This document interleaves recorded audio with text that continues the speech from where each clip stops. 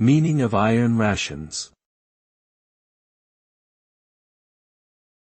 Iron rations. Iron rations. Iron rations. Iron rations.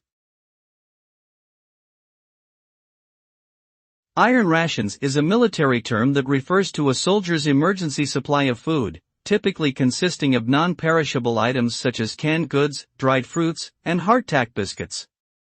These rations are meant to be consumed only when no other food sources are available and are designed to provide essential nutrients and sustain the soldier's energy during times of extreme hardship or combat. The term iron refers to the durability and long shelf life of these rations, which are often kept in metal containers to protect them from moisture and pests.